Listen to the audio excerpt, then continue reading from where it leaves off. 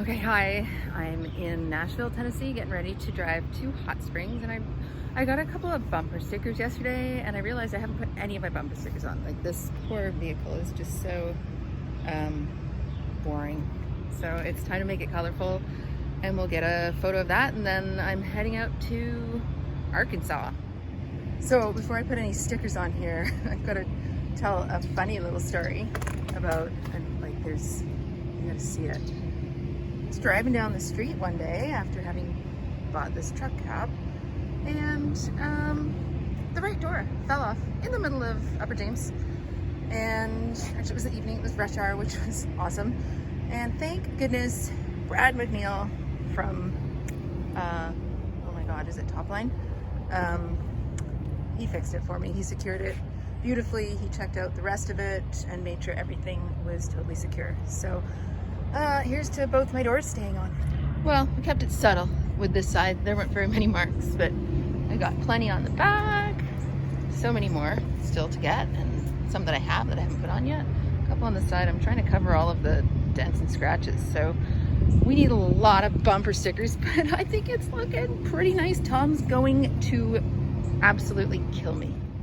So here's another little piece of advice too for any potential travelers.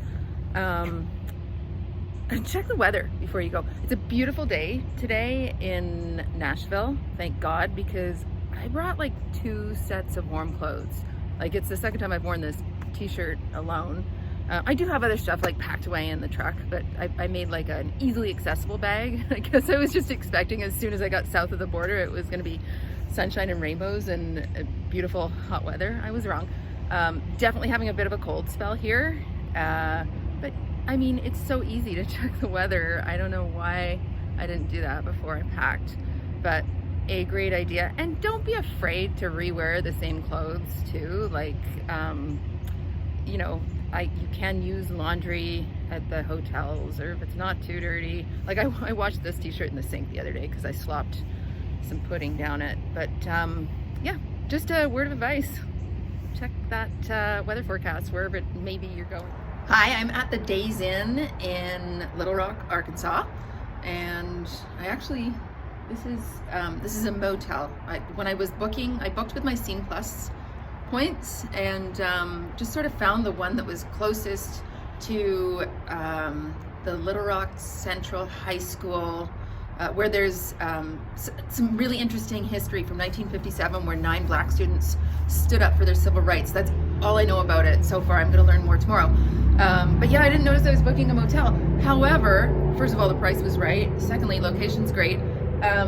This is so convenient though. I've got the truck here, and then check this out. My room is here.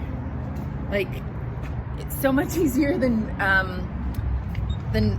you know, splurging an extra $30 or whatever and getting a nice hotel with an elevator where you've got to unload the truck, put everything on the trolley, go up the elevator and all that sort of stuff. So if there's anything I've learned from this that I can recommend to any future travelers, maybe cheap out a little bit.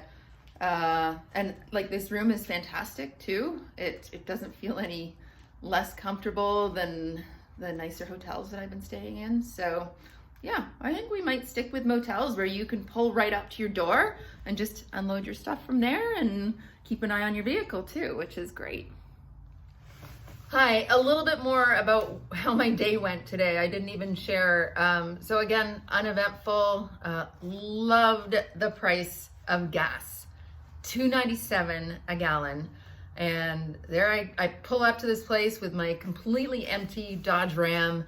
Cost me $68 to fill that tank. Yes, it's $68 US, but like, come on. It was costing me 150 Canadian to fill the tank before I left. So huge win there. I'm happy about that. But where did I go? So today I stopped to use the washroom. I went to a visitor center in Parker's Crossroads. There was some sort of battle between the North and the South that was particularly famous there because I believe the South was sort of the underdogs, and then eventually they overcame. We are in like rebel territory here too, so so that was a win for them. Not so much for all the slaves that they owned, but it's a piece of history at any rate. Drove through the town of Jackson, Tennessee, which is famous from Johnny Cash and June Carter. I assume that's the Jackson they were talking about anyway. I don't even know. But also famous because my oldest son is called Jackson. So that's your shout out, Jackson. And also drove past signs for Jacksonville, Mississippi too. But I went the other way.